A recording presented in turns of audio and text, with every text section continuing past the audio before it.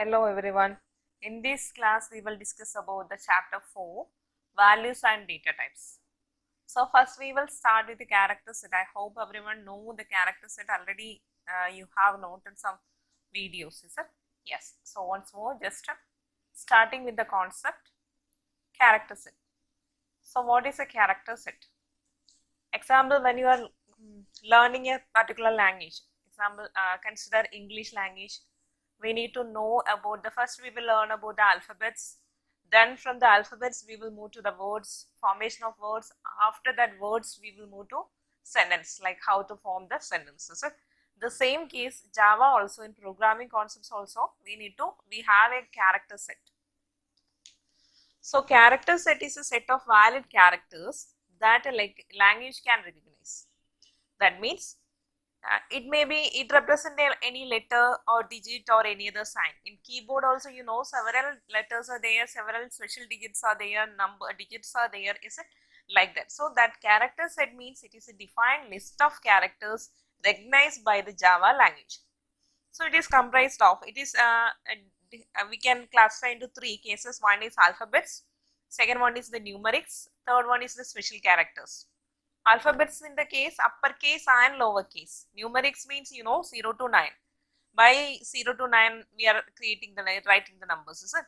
Yeah. Special characters like the exclamation, reminder, that modular symbol, any operator symbol, these all we can use as special characters. So together this comes as alphanumeric character set. Why it is alphanumeric? Both are there, alphabets and numeric or digits are there, that's why it is an alphanumeric character set. In a common case, two standard character sets are there. In programming concepts everywhere, two standard character sets are there. One is ASCII, another one is Unicode. Okay, also two standard character set, one is ASCII, another one is Unicode. So the first one is ASCII. You know the expansion of ASCII, American Standard Code for Information Interchange. Actually, it has 7-bit set of codes that allows 128 different characters. So you have to learn these points, okay? So for 2 mark, there will be some questions. What is ASCII value of capital A? What is ASCII value of capital A? 65. So A is 65. Like what is ASCII value of capital B? Then it is 66. Like that you have to remember. You just remember the starting and ending of the values, okay?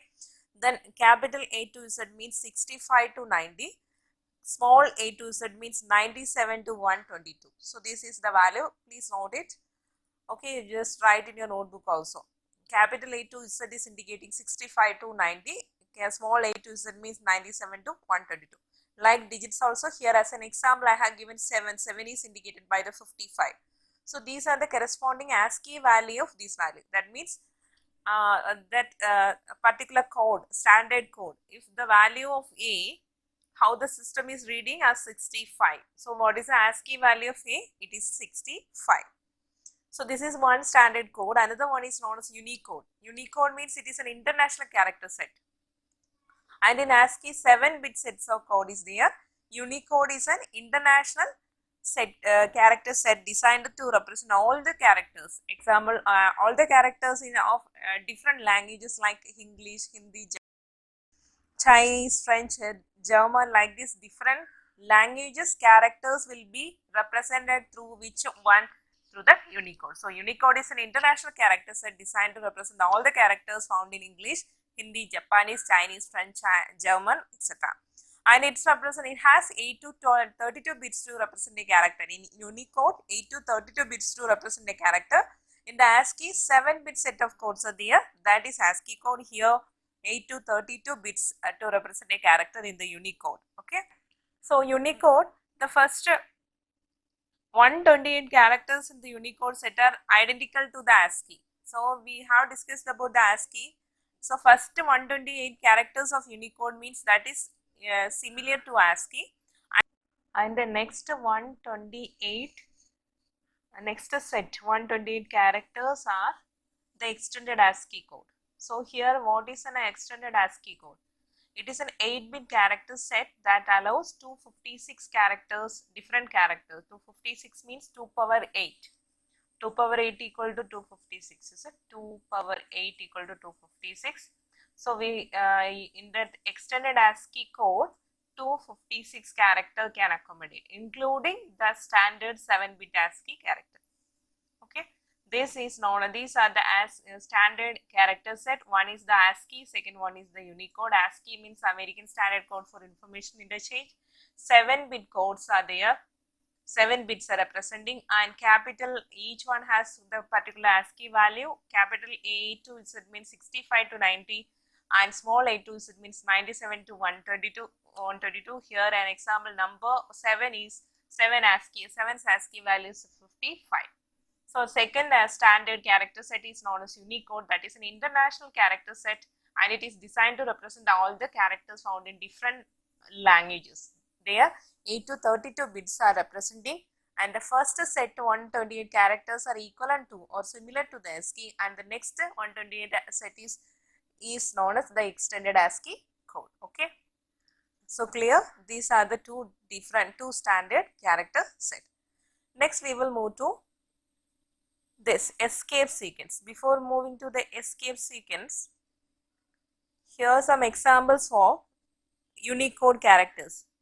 /U /U 00, capital letter A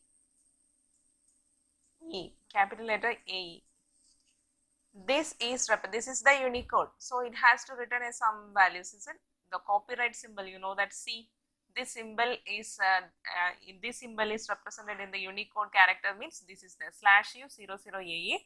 Like that, some symbols are there in your reader. You just note it and learn it. Okay. The next one is the escape sequence. Yeah, here in this example, slash is the symbol we are using. This /U. U is indicating Unicode character, and four numbers are there. 4 numbers together. That is the hexadecimal numbers. Together it is known as Unicode characters. Okay. So this slash is indicating, this slash is known as escape sequence. It is a slash here, it is indicating for the escape sequence. Okay. So how it will be? Escape sequence means it is a non-graphic character. It is a set of characters that has a special meaning to the Java compiler. In an escape sequence, how we will have to write? Preceded by a // Example, we need to hear one message, hello world, and we need to display this same hello double quotes. Inside the double quotes we need to get it as a world. All of you know how to write this hello world. Here you will write hello system.out.println, system.out.println. You have to write it. Okay, then inside the double quotes we will give hello, then comma world. Okay, just look this example, system.out.println hello world. If you want to print this one, okay, here system how the output will display. You know that whatever message we have given inside the double quotes in a system.out.println statement, it will print the same, isn't? So here what will be the output? We'll get the output like this. What is the output? Hello world. This is the value, is it? So next one, we need to display a message. We need to print a message with this form. You can see, I will show the output first. Here, sorry.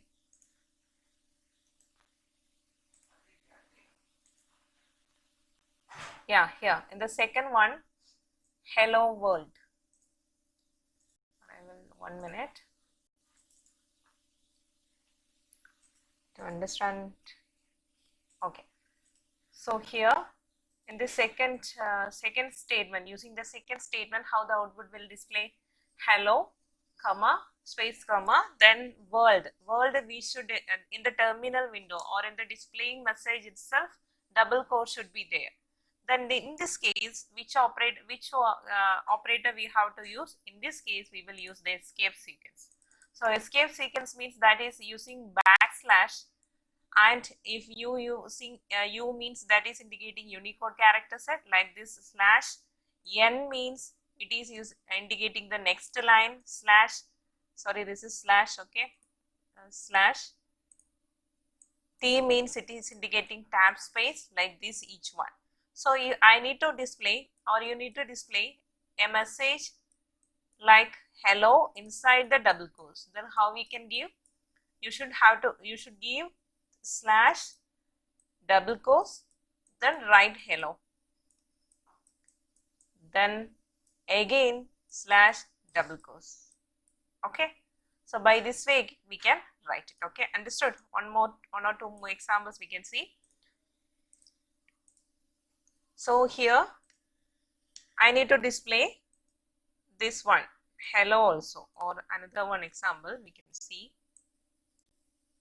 good morning. Good morning should be inside the double quotes. So if we have given inside the double quotes, means what will be the answer? Simply it will display an output,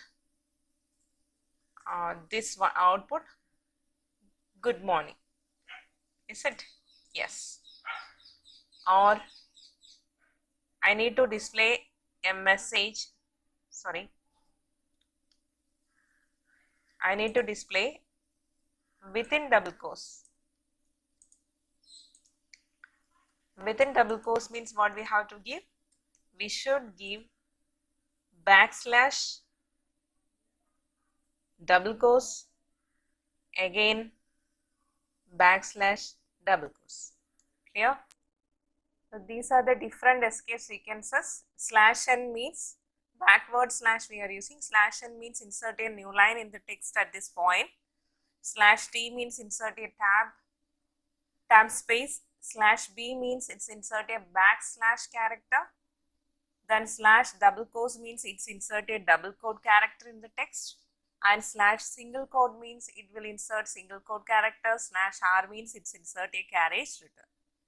So here in this program, slash n we have used here, slash n. So slash n is indicating it should print in the next line. So first line, then in the next line, second line should print. The next in the system.out.println a slash t. T means it has to give this tab space, is it? How the output will be. You just look at the output. Yeah. Now you understood what is escape sequence and how it works, is it? Yes. One more example that we have discussed, that one about the double slash, double quotes, about the double quotes and without double quotes, how it will display. This also just look at. So these are known as escape sequence, okay? Next one is tokens. Tokens are smallest individual unit. So in Java program, all characters are grouped into symbols or called tokens. Each individual component of a programming statement is referred to as a token. So 5 categories, 5 types of tokens are there. First one is keywords, identifiers, literals, punctuators and operators. Keywords, first one we are going to keywords. So keywords means they are known as reserved words. That means that words have special meaning to the compiler. That word cannot be used as another class name or variable name or like any other identifier. We can't use the keyword as any other identifier. Keyword means it is a reserved word. It has a special meaning to the compiler. We can use only for that particular purpose. Some examples. Here I have given some examples. Abstract is a keyword. Default is keyword. Int, this keyword all of you know well. Int is a keyword. Public is also, while we are writing the program, public, static, void, these all are keywords, okay? Then import java.util. Import is also a keyword. So what is a keyword? Keyword is also known as reserved words, that are the words giving special meaning to the compiler. So the keywords cannot be used as an identifier, or keywords cannot be used as a variable name or class name or any other. So keywords is using for that particular purpose only, okay? So the next one is identifiers. Second one is known as identifiers. They are the fundamental building blocks of a program and are used to name different components of a program. Who is naming the identifier? Programmer or the writer of the program. Actually that is a programmer. Programmer needs to write the name of a program. He has to name the variables, name the class. So this is known as identifier. That's why it is a fundamental building blocks of a program. And it has some conventions here. It has some rules we have to follow. We have to follow some rules for these identifiers. So identifiers can consist of any combination of letters, digits, and underscore. Underscore symbol, you know this underscore symbol. Sorry, 1 minute. Here underscore symbol. Yeah, underscore symbol and dollar symbol. Dollar sign or underscore sign we can use. Then identifier cannot begin with a digit. It never starts with a digit, and identifiers may be of any length, no problem, but it cannot start with a digit, and it consists of only the combination of letters, digits, underscore and dollar sign. And both uppercase and lowercase letters can be used in naming an identifier. And one more point, Java is case sensitive. What do you mean by case sensitive? Case sensitive means uppercase is different and lowercase is different. Each case is treating as a different one, totally different. Example here, small letter total, and here another one, a different one, and here this is totally. So these are all different identifiers. Case sensitive means it is not considering uppercase and lowercase are equal. Okay, that is known as Java case sensitive. So all of you have to remember these important points to write a Java identifier. What is an identifier? They are the fundamental building blocks of a program. Okay, some valid identifiers. Here the first one, student underscore name. Yeah, underscore is a valid sign, so it is okay. The next one, dollar. It starts with dollar. As per the rule, identifier can consist of any combination of letters, digits, underscore and dollar sign. Is it? That's why it is also valid. Then file 3, yeah, it can contain any digit, underscore, starting with underscore. Yes, that is also valid, but it never starts with a digit. That is invalid. Okay. So these are the valid identifiers. And next, some invalid identifiers. Some invalid identifiers. The first one is this. This is a keyword, so we can't use it as a identifier. So this we can't use. So it is an invalid one. Then total space, total amount. There is a space between the two words. Always, whenever we are writing class name or method name or variable name, you should write it as a single word. Do you remember? Yes. So when you are writing an identifier, there is no space is allowed in the identifier name. Okay. Then on M underscore English. Okay. Underscore. That identifier cannot start with a digit. Is it? The identifier cannot begin with a digit. The next one, total hyphen marks hyphen. Marks hyphen is not allowed. Special characters means which are the special characters is allowed? Only this underscore and dollar are allowed. Other than that, no special characters are allowed. If it is there means it is treated as an invalid identifiers. Okay. So these are the identifiers and how you can identify it is valid and invalid based on the rules. The next one is literals. Literals is referred as constants. Constants means, you know, it is having a fixed data values, that is known as constant. So literals are often referred as constants. Literals are a sequence of characters that represent values in a program and are stored in variables. And they are digits, letters and other characters. These all called as literals. So literals are divided into 4 types. In the pictorial representation, you can see literals are divided into 4. One is numeric, another one is non-numeric, third one is Boolean, fourth one is null literal. Numeric in the sense it is numbers means we can classify as one is an integer, another one is the real numbers. Integer means all numbers with positive, negative values. Real numbers means with a fraction or the decimal values. Is it? That comes under numeric literals. Non-numeric in the case characters and strings. There are non-numeric literals, character and string. Boolean means yes or no answers. Null means no other values will be there. Null literals. Okay.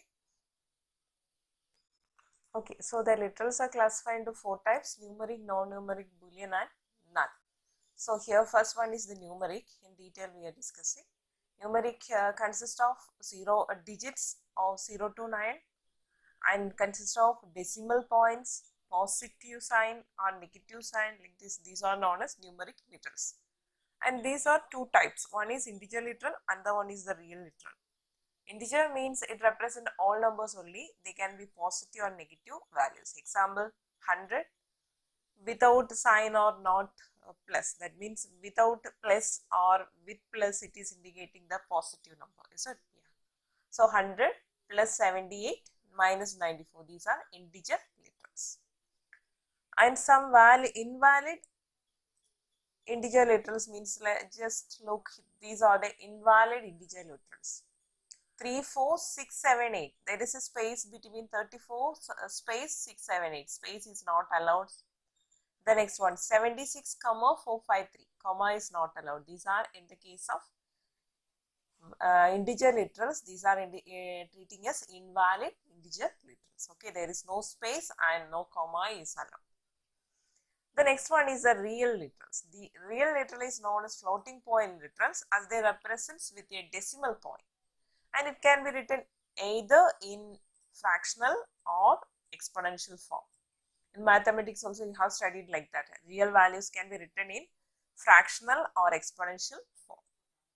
So real, it is written either in fractional or exponential form. A real literal in the fractional form consists of signed or unsigned digit. That means there will be sign or unsigned digit. Okay. Examples here: without sign 12.31, here minus 7.90, plus 334.45. These are some examples for the fractional form. These are the valid real literals in fractional forms. And let's look some invalid real literals in the fractional form. In the fractional form, what are the invalid cases? So in the first one, 45, but this is an invalid one because must have at least have a decimal point, is it? That is, you have to write like this 45.3, or we can write 0.45 like that. In these both these cases are valid, but here 45 is an integer, so we can't treat it as a real. That's why it is an invalid real literal. Okay. Next one, 55 point. We can't write it as like that. 55 point must have at least one digit after the decimal point. The next one is 0.65, must have at least one digit before the decimal point. Here the next example, 12.12.22. This two decimal points are not allowed. This is invalid. And 12.333.50, that is comma is not allowed. So whenever you are writing in real literals or the literals, you have to be careful on the invalid things. Okay. 45 means this is an integer, it can't be treated as real. 55 point means it's missing at least one digit after the decimal point is needed. Then 0.65 means I must at least one digit before the decimal point, and two decimal points are not allowed in one digit, in one literal. Another one comma is not allowed in that real literal. So these are the invalid real literals.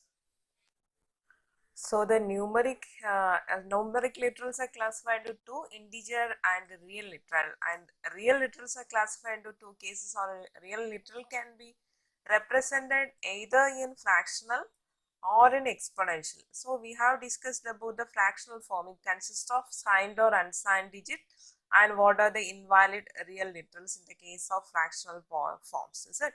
Next we are going to look about the exponential form. So here it can be written in exponential form. It has, if you are writing in an exponential form, it has it consists of two components. One is mantissa, another one is exponent. Example, 1.02 into 10 to the power 23. So when we are writing this, we can be written in the exponent form as 1.02 capital E or small e 23. Like this, 1.02 into 10 to the power 25, if you are writing like 25, then how we will write in the exponent form? 1.02. Exponent is capital E or small letter e, so you have to write like this. 10 instead of 10, we are writing here as exponent e. You can write either 1.02 capital E or n.02 small letter e, 25. Okay. So exponent form consists of two components. One is mantissa, another one is exponent. Mantissa means before E. Before E means this part is known as mantissa. 1.02. This point is known as mantissa. This is known as mantissa. 1.02 is known as mantissa. Another 23 is known as, or the 25 is known as exponent. After E, this part is known as exponent. Okay. So exponent form consists of two components. One is mantissa and exponent. Mantissa means component before E. Exponent means component after E. Okay. Another one. Here is a note, e power 20. E23 means E is indicating by 10 to the power. So we can write E23 means we can write it as 10 to the power 23. Okay. 10 to the power 23. Another some examples of valid real in literals. Here are some valid real in literals. 450 e power 4, like this all. You just to check this real literals in the exponent form, and some invalid real literals in exponent form. What are they? Just look at that. 12.3e. After e there should be a digit. 12.3e 2.3. It should be after e, it should be an integer value.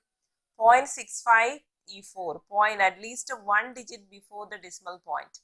12 comma 12 e2. Comma is not allowed. So these are the invalid real literals in the form of exponential. So the next one is non-numeric literals.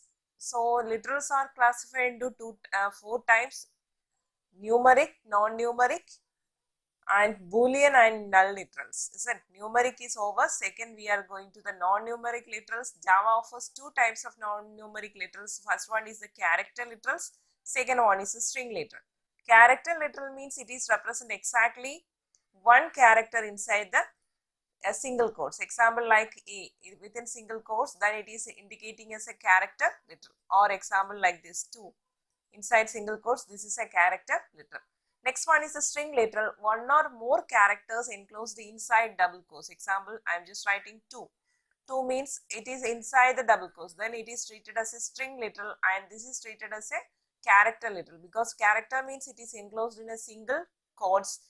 String means it should be enclosed within double quotes. So string literals are one or more characters enclosed inside the double quotes. Okay. Another example, AB. Inside the double quotes, we are writing AB. So this is also a string literal. Okay. So the examples, you can check the examples here. These all are string literals because these are enclosed within double quotes. So this is non-numeric literals. The third literal is Boolean literal. Boolean means it will return true or false.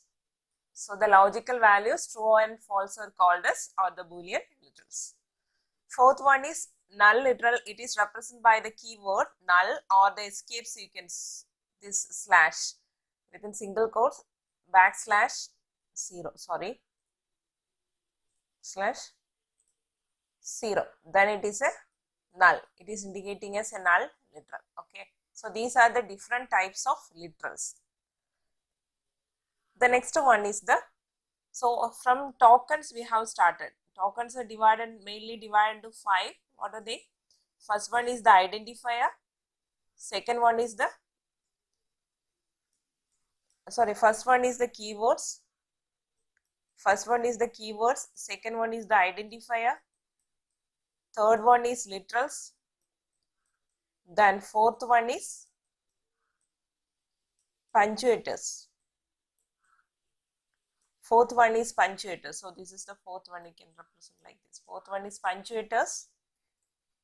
And what is punctuator? What are punctuators? Punctuators are called separators. Punctuators, other name is known as separators, are symbols used for grouping and separating the code.